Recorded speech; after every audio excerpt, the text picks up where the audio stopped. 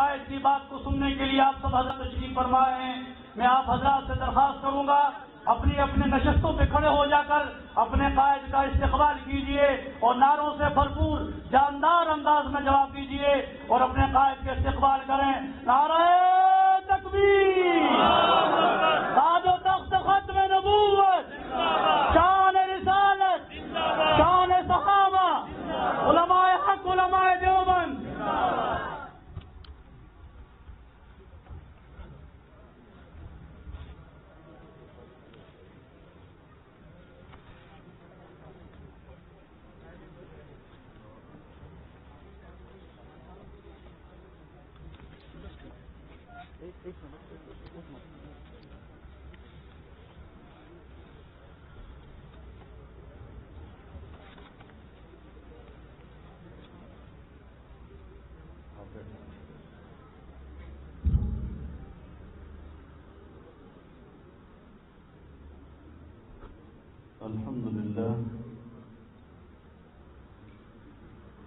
الحمد لله وكفى وسلام على عباده الذين اصطفى لا سيما على سيد الرسل وخاتم الأنبياء وعلى آله وصحبه ومن بهديه مهتدى. أما بعد فأعوذ بالله من الشيطان الرجيم. بسم الله الرحمن الرحيم.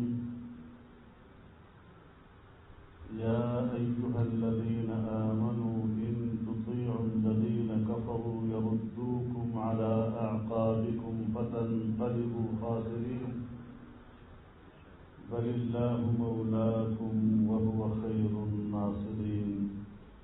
صدق الله العظيم.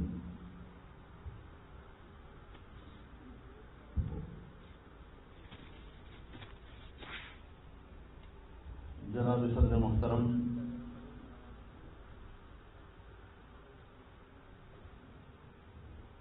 آزاد جموں کشمیر کی جمعیت علماء اسلام کے تمام ذمہ دار ساتھیوں، میرے بزرگوں، بھائیوں،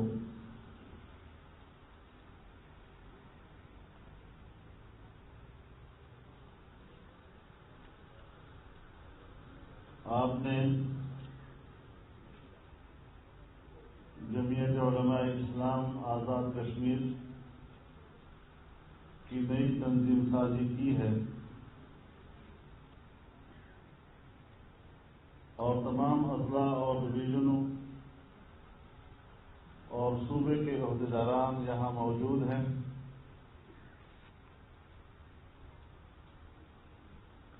میں آپ تمام حضرات کو مبارکباد پیش کرتا ہوں.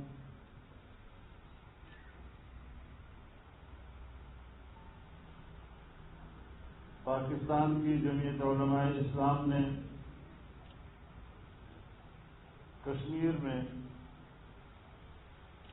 ہمیشہ یہاں کی جمعیت کو اپنا نمائندہ سمجھا ہے اور آج بھی مجھے یہی امید ہے کہ انشاءاللہ جس طرح ہمارا ماضی ایک ہے اس طرح ہمارا مستقبل بھی ایک ہے.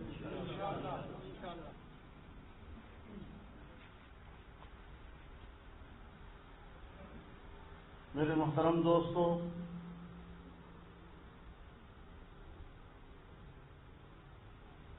حضرت مولانا سعید یوسف صاحب نے اپنے گفتگو میں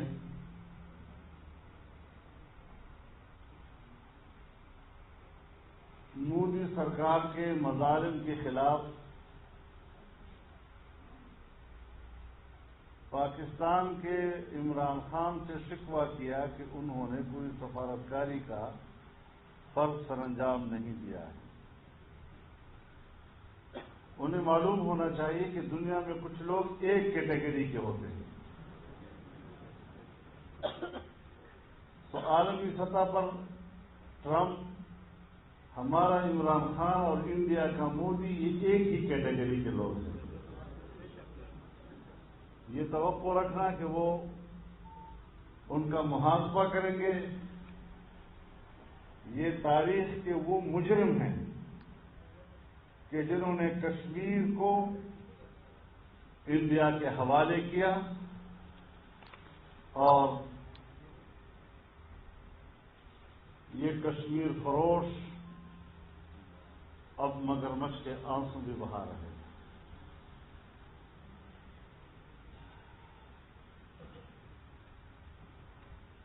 تو پھر آپ بتائیں کہ ہم کشمیر کے غداروں کے ساتھ کیسے بیٹھ سکتے ہیں؟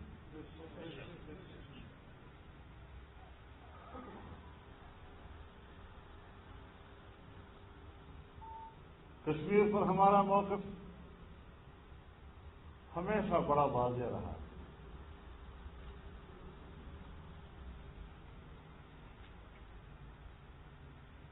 لیکن کچھ غلطیاں ہیں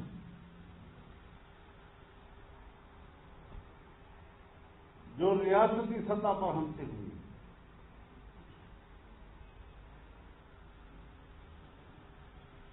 اور آج جن حالات میں ہم اور آپ بیٹھے ہیں ذرا تجزیہ کریں اس کی کس قدر مماثلت ہے.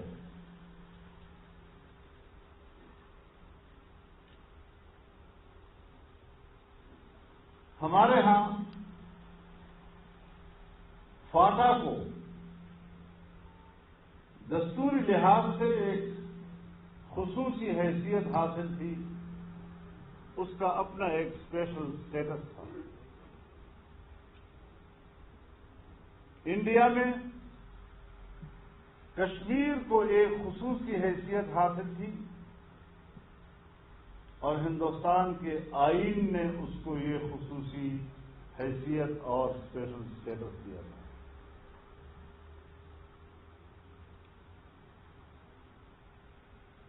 آرٹیکل 247 کے تحت پاکستان کے آئین نے فاٹا کو خصوصی حیثیت دی اور انڈین کانسٹیٹیوشن کے آرٹیکل 370 کے تحت ہندوستان کی یونین نے کشمیر کو ایک خصوصی حیثیت دی.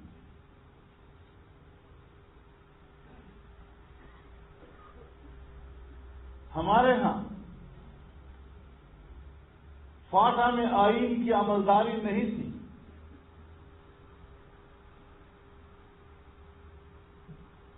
وہاں کشمیر میں انڈیا کے آئین کی عملداری نہیں تھی.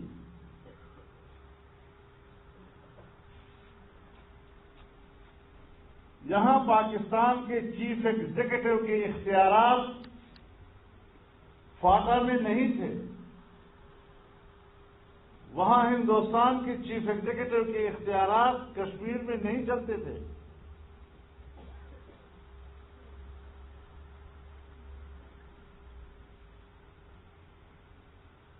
یہاں پر صدر مملکت گورنر خیبر پختونخوا کی وساطت سے فاٹا کے نظام کو چلاتا تھا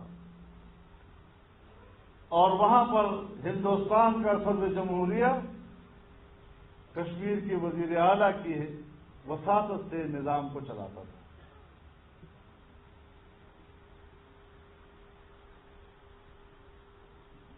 تو یہ ہم نے کیا وہ انہوں نے کیا.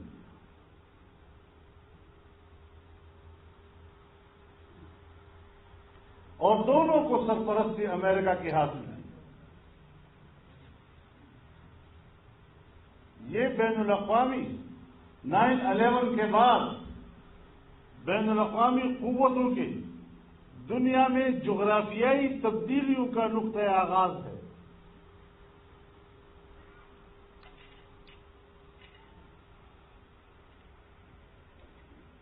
اب ہمارے پاس ایک ہی عنوان رہ گیا ہے کہ کشمیر میں انسانی حقوق پامال ہو رہے ہیں. ہمیں اس پر بات کرنی چاہیے. انسانی حقوق کا مسئلہ ہر جگہ وہاں پر ہے تو ہمارے ہاں بھی. فرق صرف اتنا ہے کہ ہم وہاں پر ریاست کو دہشت گرد کہتے ہیں اور یہاں پاکستان میں قبائلیوں کو دہشت گرد کہتے ہیں۔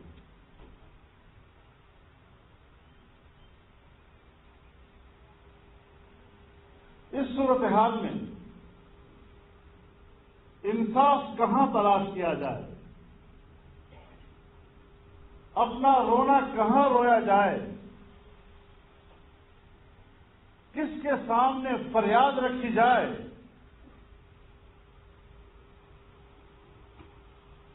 میں کس کے ہاتھ پہ اپنا رہو تلاش کروں؟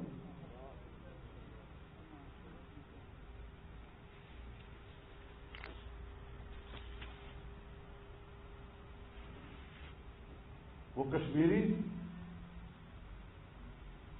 جو آنے والے مستقبل میں اپنی آزادی کا خواب دیکھ رہے تھے، آج ان کے آزادی کے خواب چکناچور ہو گئے۔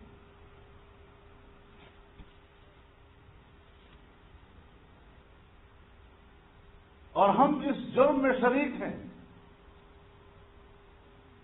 کہ ہم نے کشمیریوں کو مایوسیوں کی تاریکیوں کی طرف دھکیل دیا۔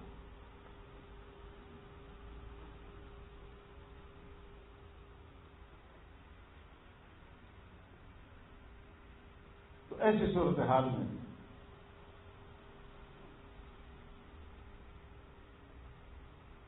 آپ نے بھی، ہم سب نے بھی اثر نو سوچنا ہے۔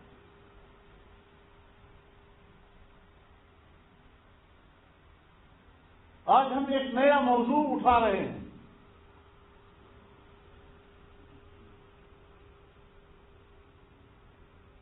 کہ گلگت بلتستان کو پاکستان کا 5واں صوبہ بنا دیا جائے۔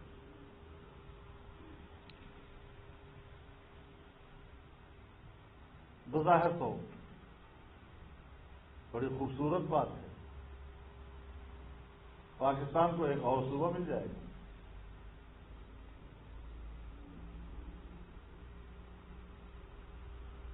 لیکن 72 سال سے کشمیر پر پاکستان کے اصولی موقف کا کیا بنے گا؟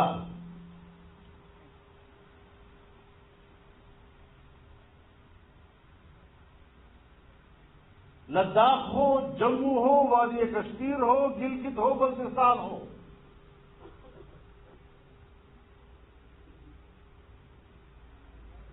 ہم نے اقوام متحدہ میں جو کشمیر کے نقشے داخل کیے ہیں، آپ اپنے ہی داخل کیے ہوئے ان نقشوں کا کیا کریں گے جس میں گلگت بلتستان کو آل جموں و کشمیر کا حصہ قرار دیا گیا ہے، اور یہاں آپ کے آزاد کشمیر کے ہائی کورٹ نے فیصلہ کیا تھا کہ گلگت بلتستان آزاد جموں و کشمیر کا حصہ ہے، جس کے خلاف اپیل ہوئی آپ ہی کی سپریم کورٹ میں، اور سپریم کورٹ نے کہا نہیں، یہ آل جموں و کشمیر کا حصہ ہے۔ اس سارے پس منظر کو سامنے رکھتے ہوئے اگر ہم اس طرح کی کوئی قدم اٹھانے کو جا رہے ہیں تو پھر ہندوستان اور پاکستان کے موقف میں فرق کیا ہوگا؟ یہ تو ہندوستان کہتا ہے کہ کشمیر ہمارا اٹوٹ انگ ہے، ہمارا انٹیگرل پارٹ ہے۔ پاکستان کہتا ہے کہ نہیں، یہ متنازع علاقہ ہے، ڈسپیوٹڈ ٹیریٹری ہے، اور اس کا فیصلہ کشمیریوں نے کرنا ہے۔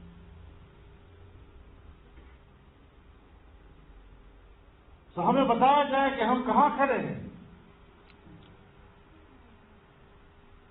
کس چوراہے پر ہم نے کشمیریوں کو لا کر کھڑا کر دیا ہے۔ 70 سال ہم نے ان کے خون کی سیاست کی، 70 سال ہم نے ان کے ماؤں، بہنوں اور بیٹیوں کی عصمتوں پہ سیاست کی، 70 سال تک ہم نے ان کے چہروں سے ٹپکتا ہوا خون دنیا کو دکھایا اور کہا کہ ہم اس کشمیری کے لیے لڑ رہے ہیں.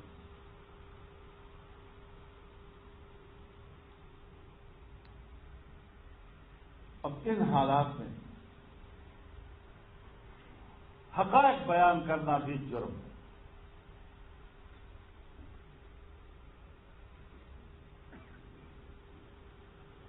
تو ہمیں سوچنا چاہیے کہ ہمارے ہاں جو دھاندلی زدہ حکومت لائی گئی ہے اس کے ذمے عالمی ایجنڈے کے تحت کچھ کام ہے.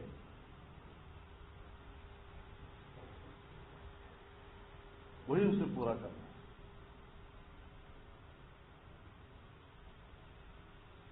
تو ہم نے تو اول روز سے اس حکومت کو تسلیم ہی نہیں کیا.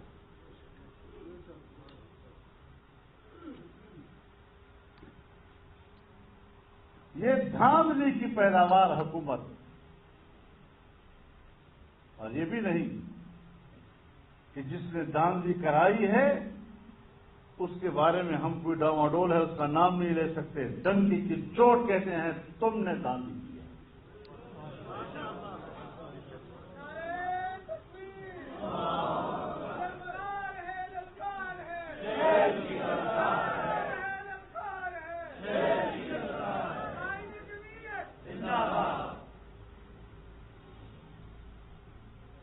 ہم واضح طور پر موقف رکھتے ہیں. یہ دن تو گزر جائیں گے، آنے والی تاریخ تو لکھے گی کچھ. ہم آنے والی نسلوں کے سامنے شرمندہ نہیں ہونا چاہتے. تمہاری طرف سے اذیت برداشت کر لیں گے، تمہارا جبر برداشت کر لیں گے، تمہارے مظالم برداشت کر لیں گے، لیکن آنے والی تاریخ کے لیے سرخرو ہوں گے انشاءاللہ.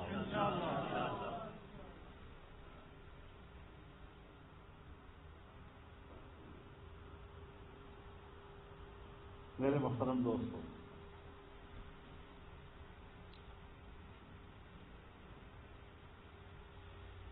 تو جنگ ہے تو پھر جنگ ہے. تم آج ہمارے خلاف جنگ چھیڑ رہے ہو، ہم پہلے دن سے آپ کے خلاف جنگ چھیڑ چکے ہیں. اگر آپ بھی جنگ کے میدان میں اترنے کے خواہش مند ہے، ست بسم اللہ. ہم نے تو پہلے سے کشتیاں جلائی ہوئی.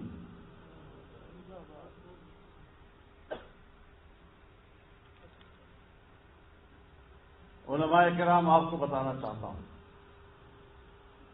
قیامت کے روز جب اٹھو کم از کم اپنے اکابرین کے سامنے شرمندہ ہو کر نہ اٹھا کرو.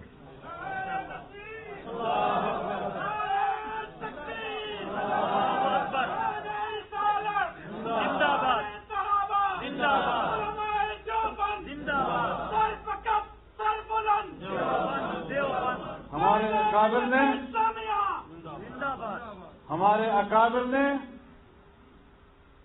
آزادی کے لیے جو قربانیاں دی ہیں،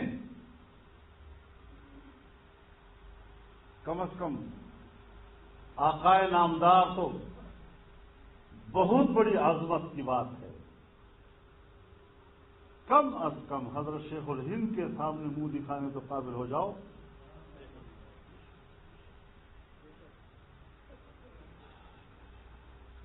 اس لیے خوف کو قریب نہیں لانا.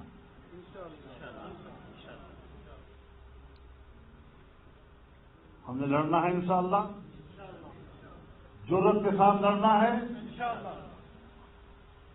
اور ان پر ثابت کرنا ہے کہ تمہاری یہ گیدڑ بھپکیاں کام نہیں آ سکیں گی. ہمارے قدم بڑھاؤ، ہم تمہارے ساتھ ہیں. ہمارے قدم بڑھاؤ، ہم تمہارے ساتھ. نعرہ تکبیر، اللہ اکبر. تو میرے محترم دوستوں،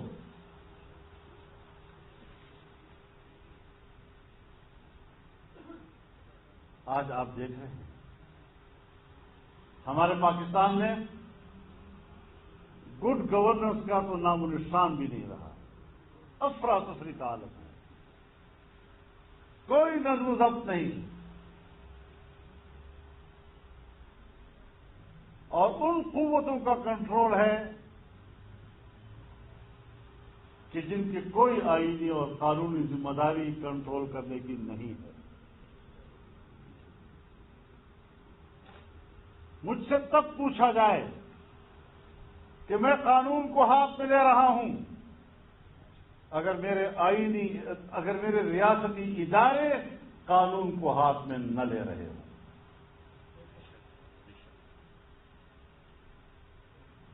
وہ آئین کو معطل کرتے ہیں، ان کے ہاتھوں آئین مفلوج ہو جاتا ہے، قانون کی کوئی حیثیت نہیں ان کی نظر میں۔ ایک آمر کی طرح جو اپنے ذہن میں آیا وہی قانون، جو کیا وہی قانون، جو بولا وہی قانون۔ اگر اس طرح ہم نے پاکستان میں زندہ رہنا تھا تو پھر ہم نے آزادی کی تحریک کس لیے چلائی تھی؟ اسی لیے چلائی تھی کہ آمرانہ سوچ کو قبول نہیں کرنا۔ آپ ہمیں چھوٹی موٹی گرفتاریوں سے ڈراتے ہیں، آپ نے ہمیں پہچانا ہی نہیں ہے۔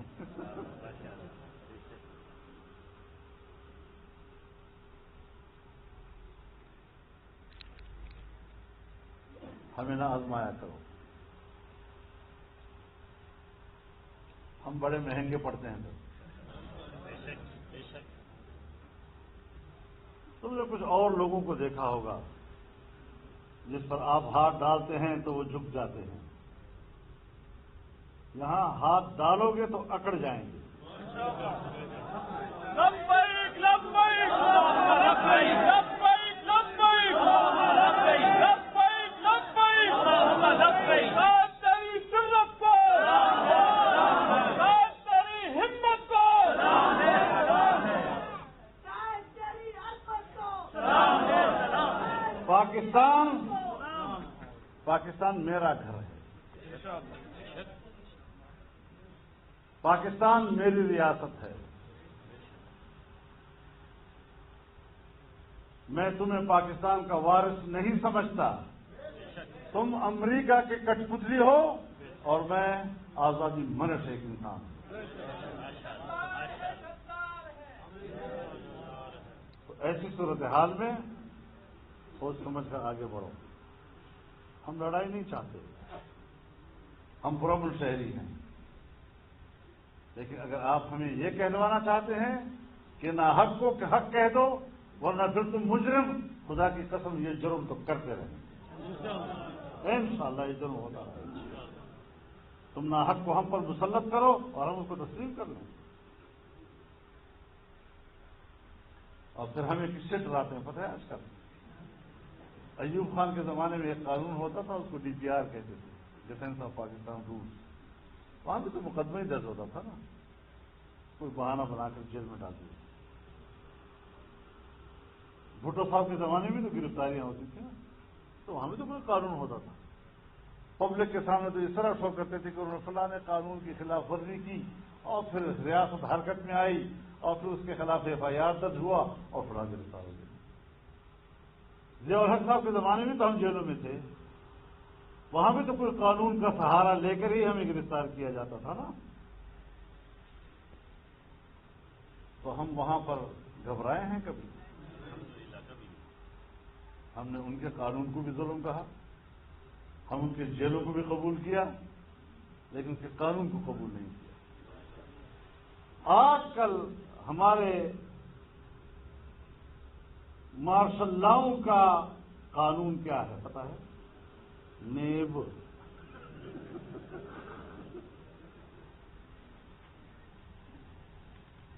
تو جس طرح ہم نے اس زمانے میں جبر کے قانون کو تسلیم نہیں کیا، ہم نے آج بھی تمہارے نیب کو تسلیم نہیں کیا۔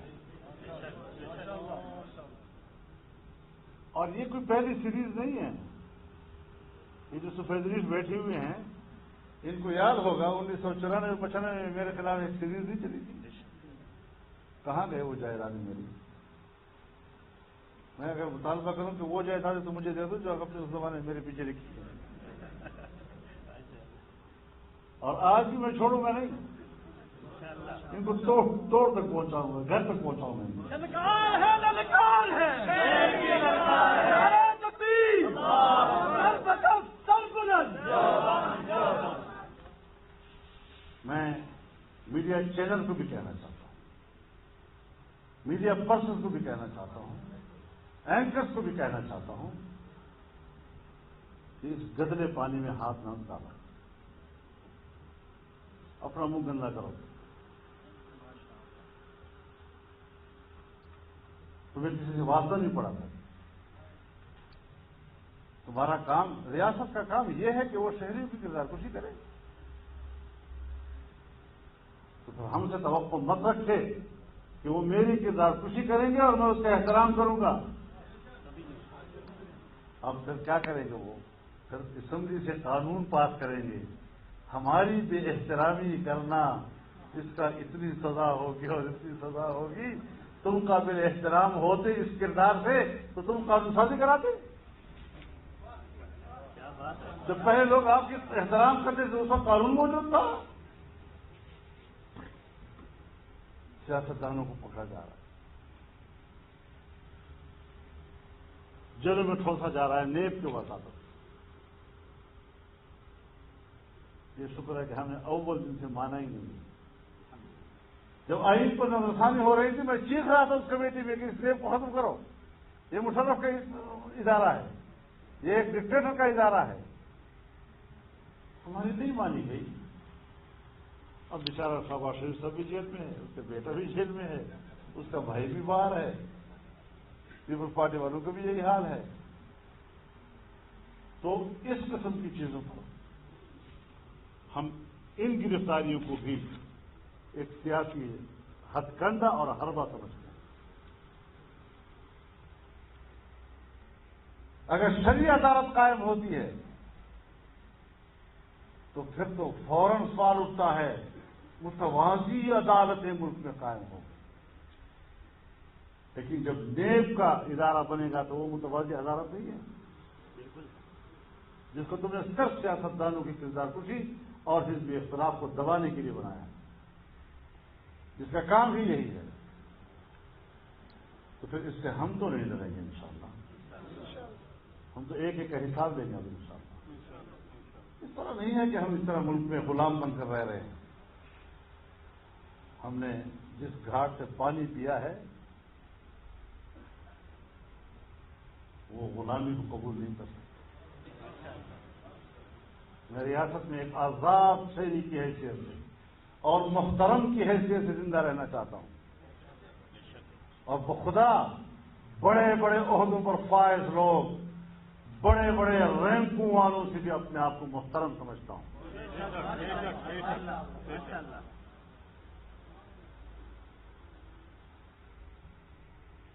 تو سیدھے ہو جاؤ، تو ہم تو پہلے سے سیدھے ہیں، اور اگر بگڑو گے تو پھر اگر ہم بگڑ گئے تو افغانستان میں امریکہ کا کیا حشر ہوا، خدا کی قسم یہاں تمہارا وہی حشر ہوگا۔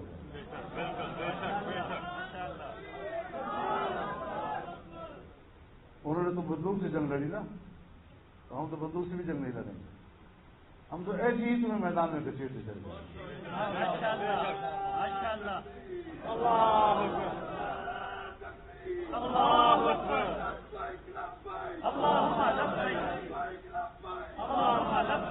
آپ مجھے بتائیں میرے دوستوں کہ یہ جو ابھی FATF کے ساتھ قانون سازی ہوئی ہے،